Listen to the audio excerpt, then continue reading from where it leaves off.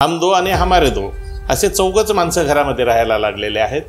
त्याचा दुष्परिणाम हा पूर्णपणे जीवनशैलीवरती झालेला आहे।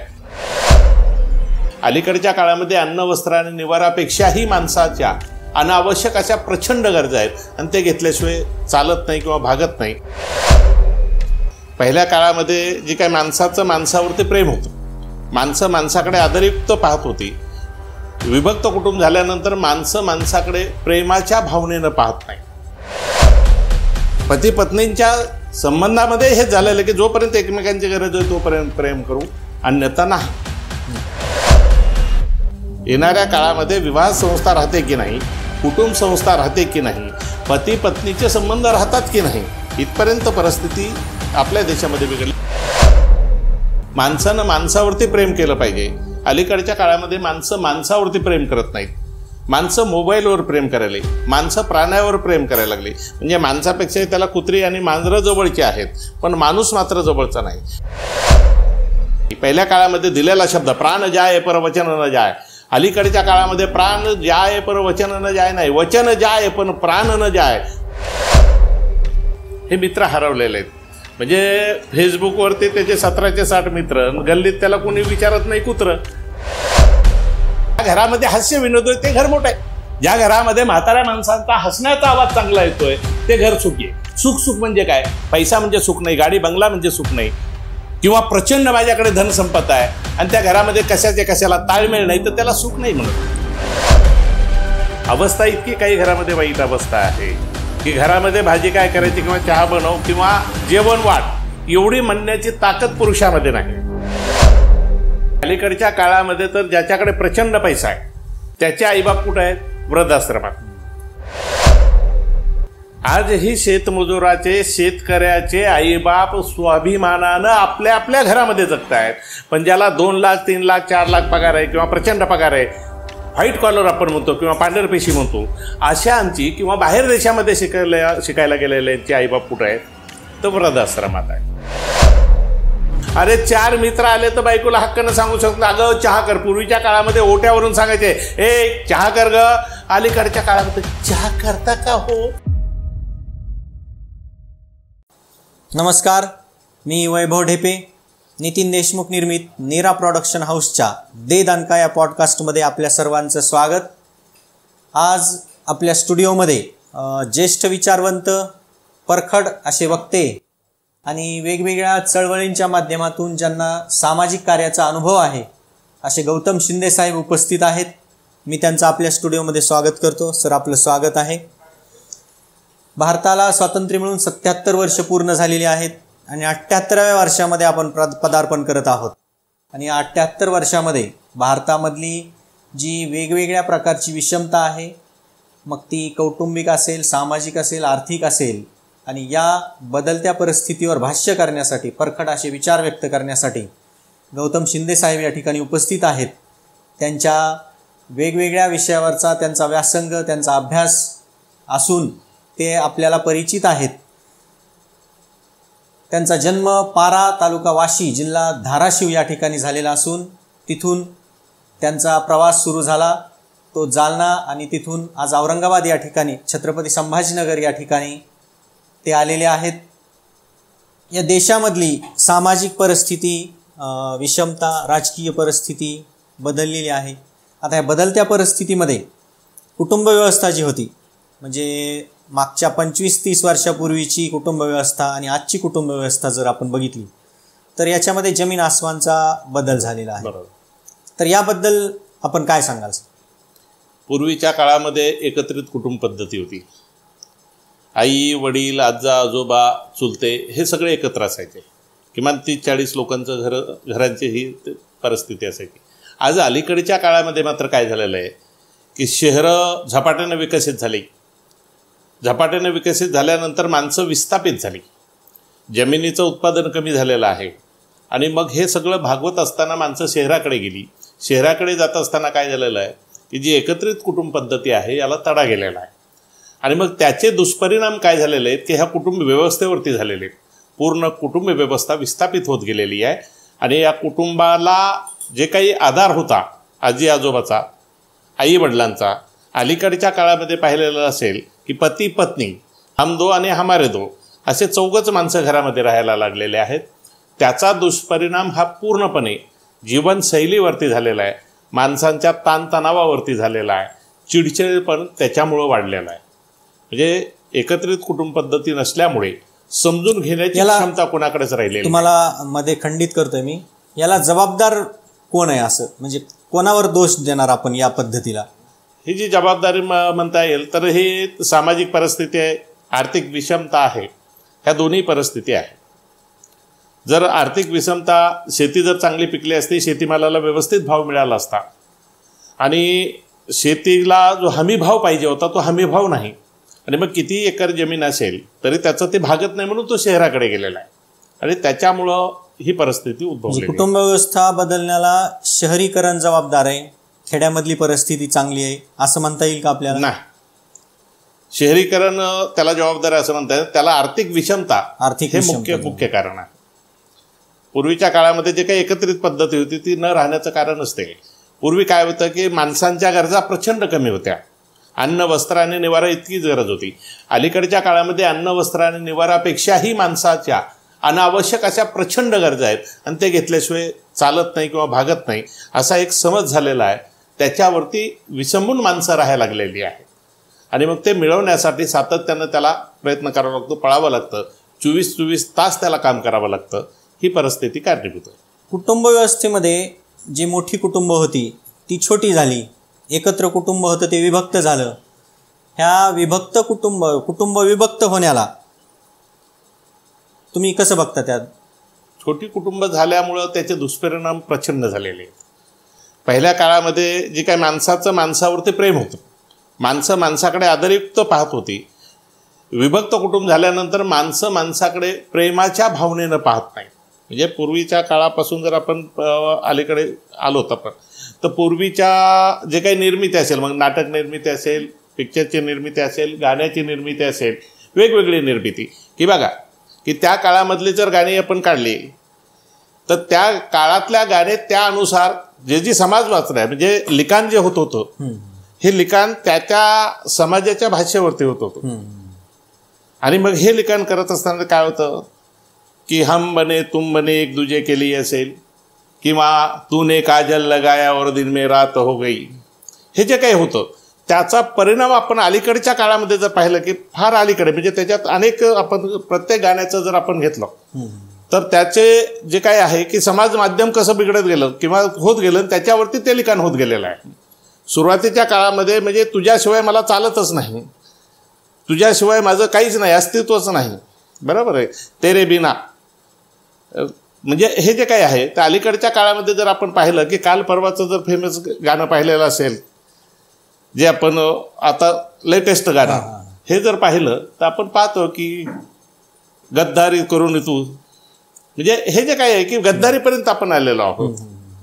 म्हणजे भाषेची सभ्यता सगळी विसरून गेलेली आहे आपली, कौटुंबिक सगळं सोडलेलं आहे. म्हणजे समाज माध्यम आता असं झालं यूज अँड थ्रोचा जमाना, तसं प्रेमामध्ये झालेलं आहे, माणसांमध्ये झालेलं आहे. जोपर्यंत तुमची आम्हाला गरज आहे तोपर्यंत आम्ही तुमच्यावरती प्रेम करू. पती पत्नींच्या संबंधामध्ये हेच झालेलं आहे की जोपर्यंत एकमेकांची गरज आहे तोपर्यंत प्रेम करू, अन्यथा नाही. आणि त्यामुळे डिव्होर्सचे गरजेपोटी संबंध झाले. त्याच्याही पुढे म्हणू आपण की एखाद्याकडे गरज आहे तर त्याच्याशी आपण मैत्री करायची अगोदरच करू, म्हणजे इतकं पुढे गेलेलं आहे. एकदम म्हणजे सामाजिक विषमता या पद्धतीने वाढायला लागली प्रचंड. आणि पुढच्या काळामध्ये प्रचंड एवढा धोका आहे. येणाऱ्या काळामध्ये विवाह संस्था राहते की नाही, कुटुंब संस्था राहते की नाही, पती पत्नीचे संबंध राहतात की नाही, इथपर्यंत परिस्थिती आपल्या देशामध्ये बिघडली की ज्या देशानं म्हणजे संस्कृतीचे धडे इतर देशाला दिले, पाश्चिमात्य देशाला दिले, त्या देशामध्ये पाश्चिमात्य अनुकरण इतकं झपाट्यानं झालेलं आहे, यूज अँड थ्रो सारखा आपलं सुरू झालेलं आहे. त्याचे हे दुष्परिणाम आहेत. नाही, आपण पाश्चिमात्य म्हणतो, पाश्चिमात्य संस्कृती जी आहे सगळ्याच बाबतीत वाईट आहे असं आपल्याला म्हणता येणार नाही, किंवा भारतीय संस्कृती सगळ्याच बाबतीत श्रेष्ठ आहे असंही आपण म्हणू शकत नाही. म्हणजे आपल्याकडेही जुन्या रूढी आहेत, परंपरा आहेत, सामाजिक विषमता आहे, भेदभाव आहे, अस्पृश्यता आहे. जरी काळाच्या ओघात ह्या गोष्टी कमी झाल्या असल्या तरी त्याचा परिणाम भारतावर, इथल्या कुटुंब व्यवस्थेवर झालेला आहे. आणि मग असं असताना आपण आत्ता बोलताना सांगितलं की कसा याच्यामध्ये बदल झालेला आहे, काय झालेलं आहे. तर या कुटुंबामध्ये मला असं विचारायचं आहे की नेमकं कारणीभूत कोणता घटक आहे त्याला, त्याच्यापर्यंत आपल्याला कसं पोहोचता येईल? कुटुंब व्यवस्थित होण्यासाठी, कुटुंब व्यवस्थित म्हणजे पती पत्नीचे संबंध असतील किंवा एक विभक्त कुटुंब असेल, याच्यामधल्या कारणं काय आहेत त्याची? कारणांची मीमांसाशी म्हणजे पहिल्यांदाच मी त्या पद्धतीने सांगितलं की आर्थिक व्यवस्था. तुम्ही आता म्हणालात की आता टिकणार नाहीत इथून पुढे, पती पत्नीचे कुटुंब टिकणार नाही किंवा संबंध टिकणार नाहीत, तर ते कसं टिकवता येईल, काय त्याची काय? टिकवायचं असेल तर प्रत्येकाला म्हणजे जे संस्कृती आहे ह्या संस्कृतीचे धडे देणं गरजेचं आहे. एकमेकाशिवाय किंवा माणूस माणसाशिवाय राहू शकत नाही. माणसानं माणसावरती प्रेम केलं पाहिजे. अलीकडच्या काळामध्ये माणसं माणसावरती प्रेम करत नाहीत. माणसं मोबाईलवर प्रेम करायला, माणसं प्राण्यावर प्रेम करायला लागली. म्हणजे माणसापेक्षा त्याला कुत्री आणि मांजरं जवळची आहेत, पण माणूस मात्र जवळचा नाही. आणि त्याचं कारण काय की माणसं विश्वासात राहिली. किस दहलीज माता टेकू, किस दरवाजे करू वंदना, किसे दिल में अपना. ज्याच्याकडे माझं माझं म्हणून आपण त्याच्याकडे म्हणजे जीव लावतो, अशीच माणसं जर धोका द्यायला लागली, ज्याच्यावरती जीवापाड प्रेम केलेलं आहे आणि ती जर धोका द्यायला लागली तर माणसाचा सगळ्यात मोठा पश्चाताप होतो. आणि त्यामुळं हे सगळी व्यवस्था चाललेली आहे की विश्वासार्हता माणसामध्ये टिकली नाही. जोपर्यंत विश्वासार्हता टिकत नाही, पहिल्या काळामध्ये दिलेला शब्द प्राण जाय पर वचन न जाय, अलीकडच्या काळामध्ये प्राण जाय पर वचन न जाय नाही, वचन जाय पण प्राण न जाय. तुम लढो हम कपडे संभालते, टाइम आने पर कपडे छोड़ के विभाग जाते हैं. ही अशी अवस्था निर्माण झालेली आहे. हे त्याचं खरं कारण आहे. म्हणजे प्रामुख्यानं कारण हे आर्थिक कारण आहे. दुसरं कारण जे आहे ते एकत्रित कुटुंब पद्धती राहिलेलं नाही. की जे काही आजी आजोबा होते, आपल्या लहानपणीचं जर आठवून बघा की आपल्याकडे आई किंवा वडील रागवल्यानंतर आजी आणि आजोबाकडे जायचो. भलेही ते आपल्या आजी आजोबाला चालता येत नव्हतं किंवा थकलेले असतील तरी आजी किंवा आजोबा म्हणायचे थांब मी पाहतो. खरं तर पाहत नव्हते, पण आपल्याला दिलासा वाटायचा. अलीकडच्या काळामध्ये पोराला रागवल्यानंतर पोरगा आत्महत्याच्या टोकाकडे का चाललं? त्याचं कारण ते की समजून घेणारच कुणी राहिलं नाही ना घरामध्ये. त्याला वाटतं की माझं कुणीच नाही. मग कुणीच नाही म्हणून तो शोधामध्ये चालला. आपण जे अलीकडच्या काळामध्ये म्हणतो की मुलं मुली बिघडली, हे बिघडण्याचं कारण काय की माझं माझं म्हणणारं कुणीच नाही. पूर्वीच्या काळामध्ये गाणं होतं की माझं माझं म्हणून मी, जे काही दादा कुंडक्याचं होतं की त्याला स्वतःचं म्हणजे कुत्रं जवळचं वाटतं पण माणसं जवळची वाटत नाही. चल रे बाग्या रडू नको, पाया कुणाच्या पडू नको, दुनिया सारी जरी बिघडली मला कधी तू सोडू नको. अलीकडच्या काळामध्ये माझं म्हणणारं, आपलं म्हणणारं असं एकही माणूस राहिलेलं नाही. त्याचा आईबाप त्याला समजून घेणारे राहिले नाहीत, जवळचे नातेवाईक समजून घेणारे राहिले नाहीत. आणि मग तो शोधामध्ये चाललेला आहे. मग ती मुलगी असेल की मुलगा असेल, आणि मग असंच कुणीतरी वाटातलं भेटलं आणि त्याला आपुलकीनं विचारलं किंवा दोन घास खाऊ घातलं की त्याला वाटतं जीवापाड प्रेम आपलं याच्यावरती चाललेलं आहे, याच्याशिवाय जगात दुसरा असू शकत नाही. आणि मग पळून जाण्याचं प्रमाण असेल, बिघडण्याचं प्रमाण असेल किंवा आत्महत्येचं प्रमाण असेल. आई बोलली थोडंसं, म्हणजे आपण अलीकडच्या काळामध्ये पाहिलं की थोडं रागवल्यानंतर सुद्धा पोरं आणि पुरी आत्महत्या करायला लागली. जुन्या काळामध्ये आपल्याला एवढं मारलं तरीही आपल्याकडे तो डोक्यामध्ये विचार येत नव्हता. पुन्हा बाहेर जाऊन सांगायचं मला लागलंच नाही, 4 मारल्या पण एकच लागली, 3 लागल्याच नाहीत. हे का होतं? तर त्या काळामध्ये समजून घेणारा, आपल्याला आड पडणारा आजी आजोबा चुलते काका असायचे. आणि आपण सांगायचो की मम्मीनं मारलं, पप्पानं मारलं किंवा काकानं मारलं, तर समजून घेणारे होते. अलीकडच्या काळामध्ये समजून घेणारे राहिले नाहीत आणि त्यामुळं चिडचिडेपणा वाढलेला आहे. चिडचिडेपणामुळे आत्महत्येचं प्रमाण वाढलेलं आहे, ताणतणाव वाढलेला आहे. आणि हे ताणतणावाच्या परिणामामुळे आपण विनाशाकडे चाललेलो आहोत. नवरा बायकोच्या विसंवादाची अनेक कारणं आहेत, त्याच्यामध्ये मोबाईल एक कारण आहे. तर मोबाईलचा याच्यावर कसा परिणाम होतोय नातेसंबंधावर? मोबाईलचा नातेसंबंधावर प्रचंड दुष्परिणाम आहे. काम करून आल्यानंतर नवरा बायकोला बोलण्याऐवजी तो मोबाईल पाहतोय, झोपेतून उठल्यानंतर मोबाईल पाहतोय आणि मोबाईलवरच सांगतं की भाजी काय करणार आहेस, ती मोबाईलवर सांगते अमुक अमुक भाजी केली, किंवा जेवायला बसायचं ही मोबाईलवर सांगते. एक किस्सा तर असा होता की नवऱ्याला गावाला जायचं आहे आणि गावाला जायचे म्हणून त्याने बायकोला सांगितलं की मला एवढ्या एवढ्या वाजता उठव, व्हॉट्सअपला सांगितलं. आणि मग दुसऱ्या दिवशी पाहतो तर सकाळी 8 वाजल्या, 7ची गाडी होती, 8 वाजल्या. त्याने म्हटलं उठवलं का? म्हणजे उठवलं ना. कुठं? तर म्हणले व्हॉट्सअपला. अवस्था इतकी वाईट झालेली आहे, मोबाईलच्या आहारी पती पत्नी दोघंही इतके गेलेले आहेत. मग अलीकडच्या काळामध्ये आपण जे काय पाहतो की फेसबुक असेल, व्हॉट्सअप असेल, इंस्टाग्राम असेल, रील्स असतील, वास्तविक जीवन जे आभासी जीवन आहे हे वास्तविक जीवन त्यांना वाटायला लागलेलं आहे. म्हणजे इतकी दयनीय अवस्था झालेली आहे की अनेकांचे जे प्रत्यक्ष मित्र जे आहेत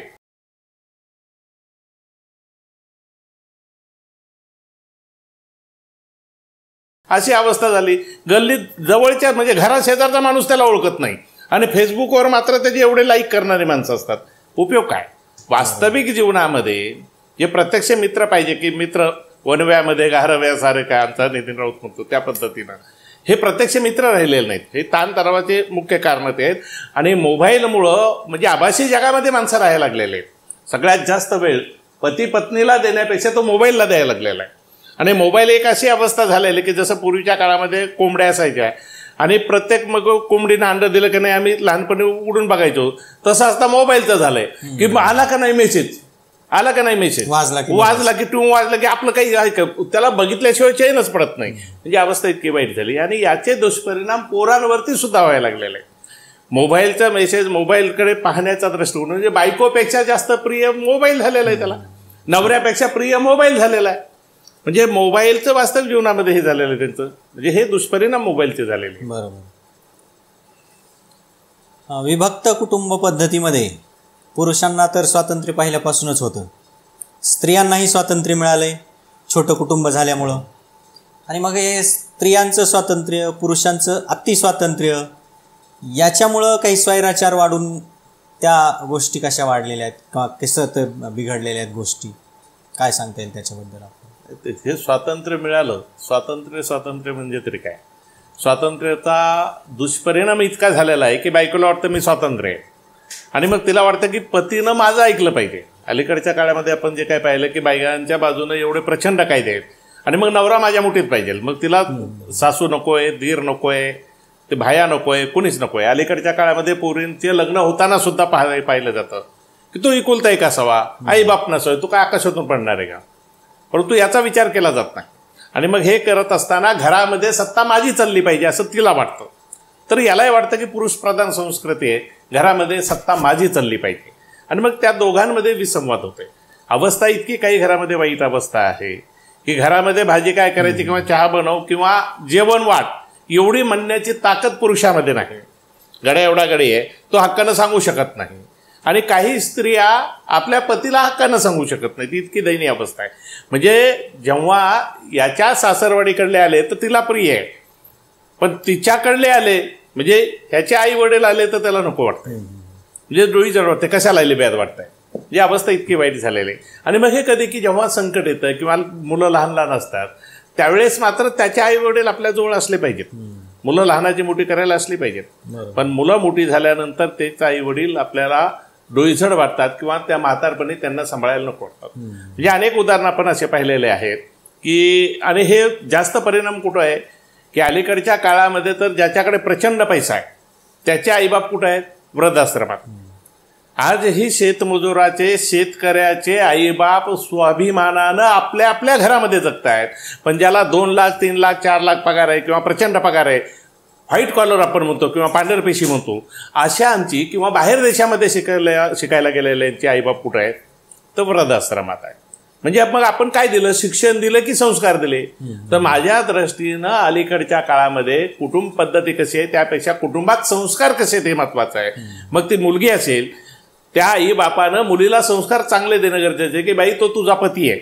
हे संस्कार आणि हे कुटुंब संस्था टिकवायची असेल तर तिच्या आईबापांना सांगणं आहे की त्याचे आई वडील तुझे आई वडील समज आणि तुझे आई वडील याचे आई वडील समजले पाहिजे. म्हणजे याचा अर्थ असं होऊ नये की हिने याला दादा म्हणावं तिने त्याला ताई म्हणावं असं नव्हे, परंतु मानत असताना आई वडिलाप्रमाणे मानलं पाहिजे. ही अवस्था आली पाहिजे. आणि ही अवस्था समाजामध्ये आलेली नाही. मला जबाबदार नवरा जबाबदार आहे का बायको जबाबदार? दोघंही तशाच खोडीचे आहेत ना, दोघंही बिलिंदरच आहेत. दोघांच्याही बाबतीमध्ये जर आपण पाहिलं तो दोघंही सत्तेमध्ये जर हिचं नाही ऐकलं तर भांडी आपटून बेजार करते आणि त्याचं नाही ऐकलं तर तंतन करत बाहेर. प्रत्येक जोडीमध्ये दोघं वाईट असं म्हणता येत नाही. दोघं वाईट नाही, पण दोघं घोडीचे आहेत एवढे नाकारता येत नाही. त्याला वाटतं की माझी सत्ता चालली पाहिजे, तिला वाटतं माझी सत्ता चालली पाहिजे. सत्ताच कशासाठी? अरे संसार दोघांनी मिळून गोडी गुलाबीने करायचा आहे हे विसरून जाते ते. सत्ता म्हणजे काय? राजकारण करायचं की काय? सत्ता म्हणजे नेमकं काय करायचंय? गोडी गुलाबीनं संसार करणं, राजा राणीचा संसार जे म्हणायचे, हे राजा राणीचा संसार झाला पाहिजे. हे सत्ता केंद्र झालं म्हणजे घरामध्ये खुर्चीचा खेळ खेळायला लागले. माझं ऐकलं पाहिजे, तो म्हणतो माझं ऐकलं पाहिजे. बरं मोठ्याने आवाज दिलं, अरे 4 मित्र आले तर बायकोला हक्कानं सांगू शकतो, अगं चहा कर. पूर्वीच्या काळामध्ये ओट्यावरून सांगायचे, ए चहा कर ग. अलीकडच्या काळामध्ये चहा करता का हो, काय अवस्था झाली, चहा मिळेल का, अरे तू काय आदर्श आहेस का, मिळेल का. चहा बनव म्हणजे एकमेकावरती एवढं प्रेम असलं पाहिजे, हक्काने एकमेकाला सांगता आलं पाहिजे, अगं ते चहा कर. आणि तिनं सुद्धा हक्काने सांगता, अहो तेवढं आण, घेऊन या. एवढं एकमेकांवर ते प्रेम असेल तर हक्काने एकमेकाला बोलता येईल. अलीकडच्या काळामध्ये हक्काचं प्रेम राहिलेलं नाही, वरवरचं प्रेम झालेलं आहे. मी बघाशी ज्या पद्धतीनं सांगितलं की हे सगळंच वरवरचं झालं आहे. हे जे काही चाललेलं आहे की आता मन भरलं ग तुझं, दगा देऊन तूच दगाबाज म्हणती मला, ही अवस्था झालेली आहे. कोण कुणाला दगा देतो काही राहिले नाही. किस दहलीचं माता टेको, किस दरवाजे करू वंदना, किसे दिल दू मैं अपना. ज्याच्यावरती आपण हृदय द्यावं हीच माणसं जर गद्दार निघत असतील तर कशासाठी हृदय द्यायचं, कुणासाठी द्यायचं आणि कुणासाठी जीवाला जीव द्यायचा, ही अवस्था झालेली आहे. जगायचं असेल तर एकमेकावरती, आणि सगळ्यात मोठं पैशापेक्षा जेवणापेक्षा एकमेकावरती प्रेम असणं महत्त्वाचं आहे. प्रेम ही एक अशी गोष्ट आहे की कोणत्याही सह्याद्रीच्या कड्या पार करू शकते. फक्त एकमेकावरती जीवापाड प्रेम असणं गरजेचं आहे. हे जीवापाड प्रेम राहिलेलं नाही, प्रेम वरवरचं राहिलेलं आहे. वरवरचे दगाबाज निघालेले आहेत, वरवरचं सगळं झालं, त्याच्यामुळे ही अवस्था झालेली. म्हणजे समाधानी वृत्ती संपलेली माणसं अजिबात राहिलेलं नाही. समाधान कशामध्ये आहे हेच राहिलेलं. म्हणजे सुख सुख म्हणजे काय किंवा आनंद म्हणजे काय, हे अलीकडच्या काळामध्ये आपण पाहतो. बाल्याची माय, बालेंदा हा बाय 10ची खोलीत निघाले. त्यांना वाटतं सुख त्याच्यातच आहे. माझीच बायको, हे सगळं काही झालेलं आहे. माझी माडी, माझीच गाडी, माझ्याच बायकोची गोल साडी, तेवढ्यामध्ये गुंडाळते. आणि मग दोघाचं वाकडं झालं की ही जाती मारायला, नाही तर हे जाते मारायला. कशासाठी. अरे सुख म्हणजे काय, नेमका आनंद म्हणजे काय. पूर्वीच्या काळामध्ये छोट्या छोट्या गोष्टीमध्ये आनंद होता, छोट्या गोष्टीमध्ये. हा आनंद राहिलाय का आता. आनंद आपण पैशामध्ये मोजायला लागलेलो आहोत. जोपर्यंत आपण हा पैशामध्ये आनंद मोजतोय तोपर्यंत हे अत्यंत चुकीचं आहे. पैशामध्ये आनंद नाही, पैसा हे साधन आहे, वस्तू घेण्याचं साधन आहे, आनंद घेण्याचं नाही. आनंद घ्यायचा असेल तर यानं मनावरती प्रेम करावं लागतं. माणसं मनानं एकत्र यावे लागतात, तेव्हा हे प्रेम होत आहे. आता याच्यामध्ये तरुणांच्या अवस्थेबद्दल मग अशी आपण बोललेलो आहोत. तर आजकालच्या तरुणांची जी अवस्था आहे या बदलत्या परिस्थितीमध्ये, त्या तरुणांच्या अवस्थेबद्दल आपण अत्यंत बिकट झालेली आहे तरुणांची अवस्था. देखो ये आजकल के नौजवान, देखो ये आजकल के नौजवान, कमर हो गई तीर के कमान और चेहरा हो गया बंदर के समान. अरे हे तरुण म्हणण्याच्या लायकीचे राहिलेत का. 1 फाईट डाऊन 2 फाईट मसन वाटा हे तरुण झालेले आहेत. मग याच्यासाठी ज्या पद्धतीनं हे करावं लागेल की जे तरुणांमध्ये जे व्यायामाचा धडे पाहिजे होते. मी बऱ्याच वेळेस ग्रामीण कथा सांगतो की असाच एक फकीर चाललेला होता. आणि फकीर चालल्यानंतर एक उन्हाळ्याचे दिवस होते. तो झाडाखाली गेला, चिमणी चिवचिव करत होती. तो फकीरानं पाहिलं तर चिमणी चिवचिव चिवचिव चिवचिव करते. बोले यार क्या अल्लाह, ये चिड़िया क्या बात करती है, ये चिड़िया क्या बात कर रही है, बोले अल्लाह का नाम ले रही. आणि मग हे करत असताना तिथून तो गोसावी चाललेला आहे. गोसाव्याला बोलवतो, देखो बोले चिड़िया क्या बोल रही है, म्हणजे क्या बोल रही है, अल्लाह का नाम रेल. नाही, ही चिड़िया म्हणते की राम लक्ष्मण दशरथ. ही चिड़िया काय म्हणते, राम लक्ष्मण दशरथ. तेवढ्यात एक खाटी चालला होता, दोघांचं तुफान भांडण सुरू झालेलं आहे.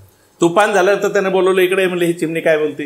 यानं सांगितलं, फकीरानं सांगितलं, चिमणी बोलते की खुदाई खिदमत. हिंदूचा जो हे आहे गोसावी, त्यानं सांगितलं राम लक्ष्मण दशरथ. तो जाणारा खाटीक होता, ते म्हणला मूर्ख आहेत तुम्ही दोघं बी. चिमणी म्हणती धनिया मिरची अद्रक. तिघांचं तुफान भांडण सुरू झालं. प्रत्येक आपापल्या पद्धतीने बरोबर होता, प्रत्येकानं आपापल्या पद्धतीने अर्थ लावलेला आहे. प्रत्येकानं खुदाई खिदमत, राम लक्ष्मण दशरथ, धनिया मिरची अद्रक. तेवढ्यामध्ये एक पहिलवाना चाललेला होता. तिथून पहिलवानाला बोलवलं, त्या तिघांचं तुंबळ भांडण झालेलं आहे. आणि मग त्यानं सांगितलं, चिमणी अशी म्हणते खुदाई खिदमत, राम लक्ष्मण दशरथ, धनिया मिरची अद्रक. त्यानं काठी काढली. भडव्या म्हणलं हे चिमणी काहीच म्हणत नाही. चिमणी म्हणते दंड बैठक कसरत, निघता इथून की मारू. आणि मग सत्ता कोणाची झाली की ज्याच्या हातामध्ये लाठी आहे उसकी भयच आहे. या तरुणांच्या हातामध्ये ताकदच नसेल तो उपयोग काय त्याचा. म्हणजे हे तरुण म्हणण्याच्या लायकीचे नाहीत. म्हणजे आता नुसते 2 पावलं चालले तर लगेच धाप लागायला लागली, त्याला तरुण कसं म्हणायचं? म्हणजे तरुणाला व्यसनाधीनता झालेले, तरुणांमध्ये नैराश्य आलेले, तरुणामध्ये ताकद नावाचा प्राण राहिलेला आहे. गुटखा, मावा, मोबाईल हे सगळे आरी गेलेले आहेत. आणि मग तेच रील्स बिल्स वरती त्यांना वाटतं आपण हिरो आहेत आणि आपण तसंच आहोत, परंतु वास्तविक तसं राहिलेलं ना. नवरा बायकोच्या संबंधाबद्दल आपण बोललो की कसा स्वातंत्र्याचा स्वैराचार झालेला आहे, त्याच्याबद्दल तुम्ही सांगितलं. पूर्वीच्या काळी आणि आजच्या काळामध्ये हे स्वातंत्र्य पूर्वी वेगळं होतं, आज वेगळं होतं. तर त्या कोणतं चांगलं होतं आणि त्याचं एखादं उदाहरण आपल्याला सांगता येईल का? कसं चांगलं होतं किंवा हे कसं वाईट आहे याच्याबद्दल? ते चांगलं म्हणण्याचं काही नाही, म्हणजे आताचं वाईट आहे असं नाही, परंतु पूर्वीच्या काळामध्ये म्हणजे स्वातंत्र्याचा उपयोग आपण कसा करतो त्याच्यावरती आहे. अलीकडच्या काळामध्ये स्वातंत्र्य म्हणजे आता पती पत्नी किंवा नुसतं लग्न जमलं म्हणल्याबरोबर तर ते लगेच पोरगं ते मोबाईल देते, तिला लगेच पाहण्याला सुरुवात करते, लगेच तासनं तास बोलायला सुरुवात करते.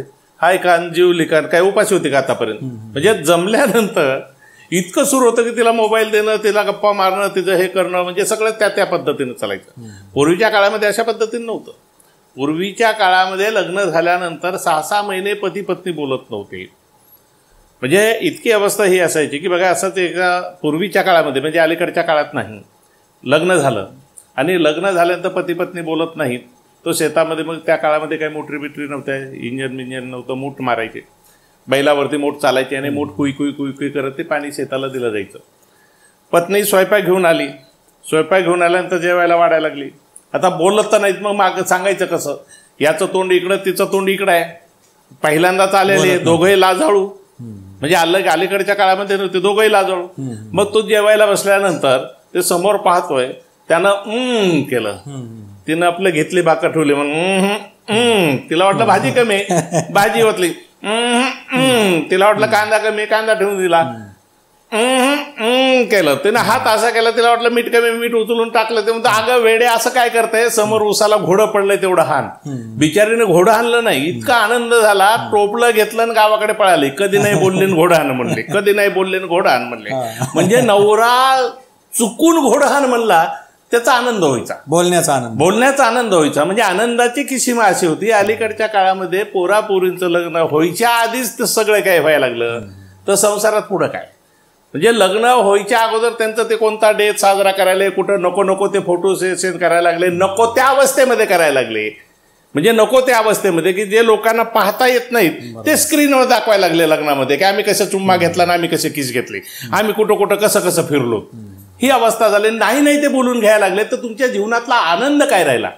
म्हणजे जो जीवनातला आनंद होता की पती पत्नी झाल्यानंतर जी काही मजा आहे किंवा जे काही गुपित आहे, जे काही आनंद आहे, हा नंतर घ्यायचा. तुम्ही आधीच उघडं केल्यानंतर त्याच्यामध्ये स्वारस्य राहत नाही.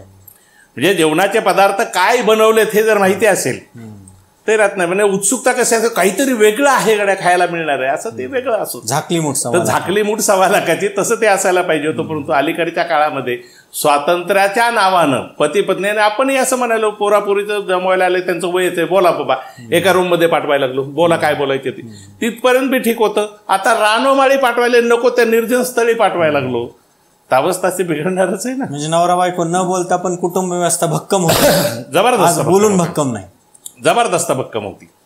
एकमेकावरचा प्रेम, एकमेकावरचा विश्वास आणि एकमेकावरचा असणारा दृढ विश्वासावरती हे सगळं चालू होतं. हा दृढ विश्वासच राहिलेला नाही. बरोबर.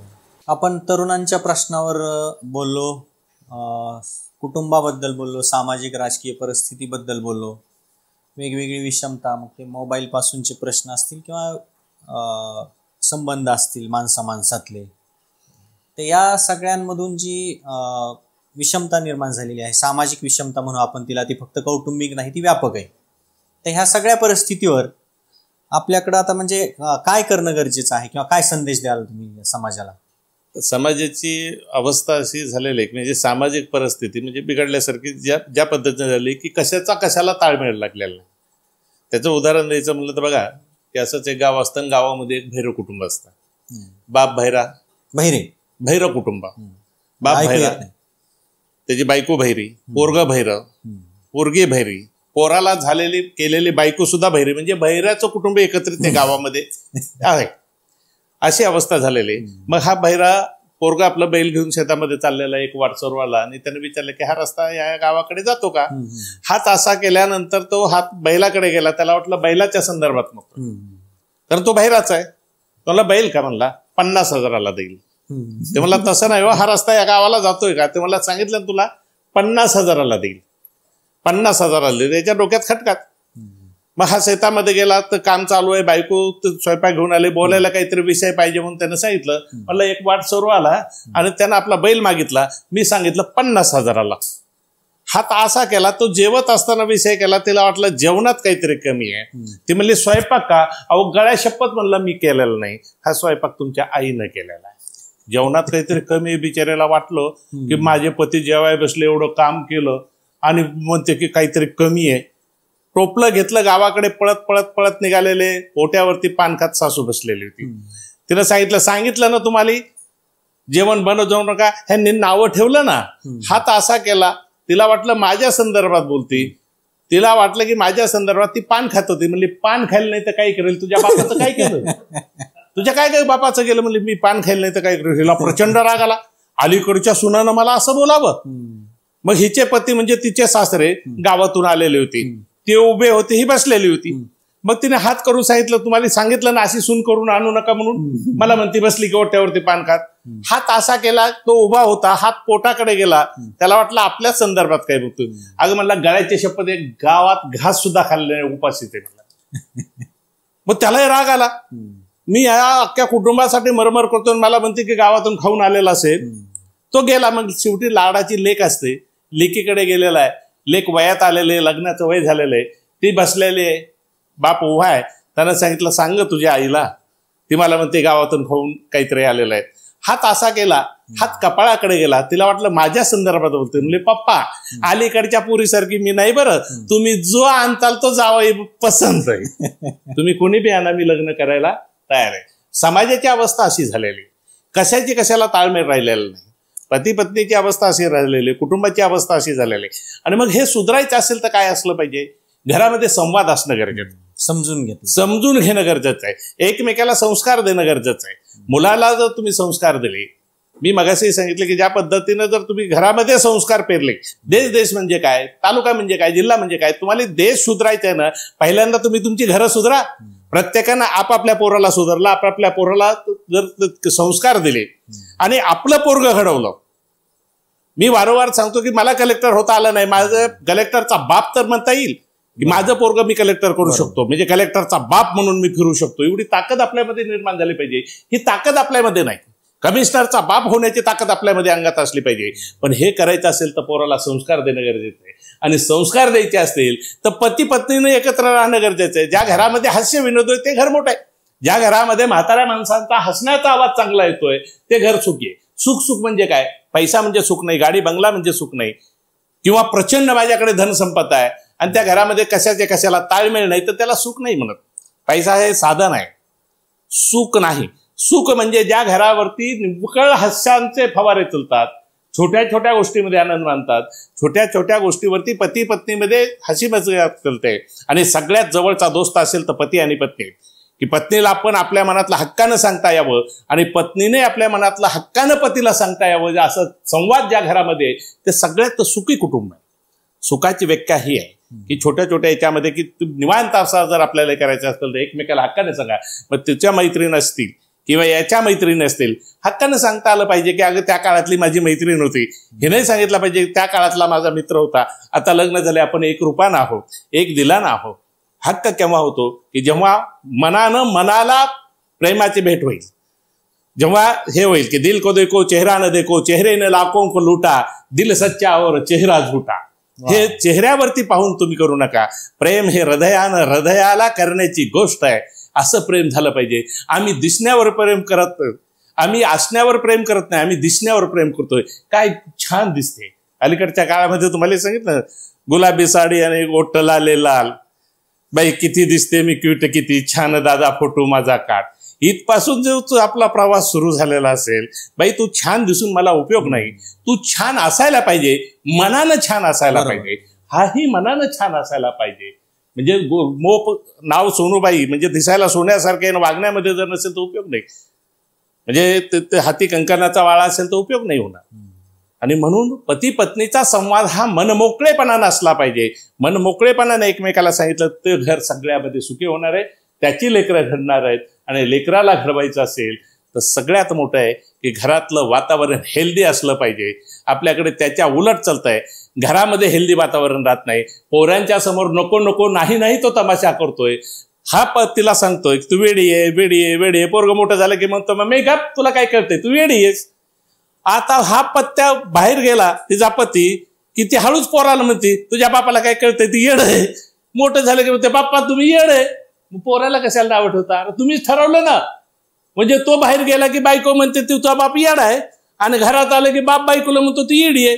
पोराला कळतच नाही शहाणं कोणी, त्याला वाटतं मीच शहाण आहे. म्हणजे हे कुठं तरी संपलं पाहिजे.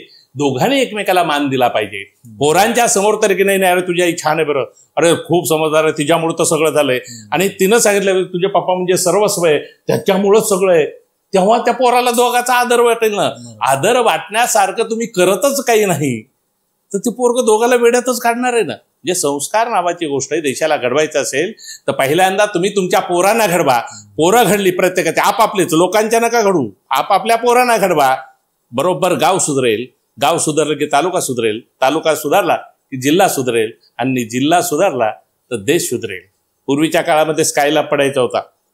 प्रत्येकाच्या मनामध्ये एक भीती होती. आमच्या लहानपणी स्कायलॅब म्हणजे वर यान सोडलेलं होतं आणि यान खाली यायचं होतं. यान खाली आल्यानंतर अशी भीती होती, नवीनच असा टीव्ही एवढा काही नव्हता, रेडिओवरती बातम्या यायच्या स्कायलॅब येते स्कायलॅब येते. पडलं की अख्खं जग नष्ट व्हायचे म्हणायचे.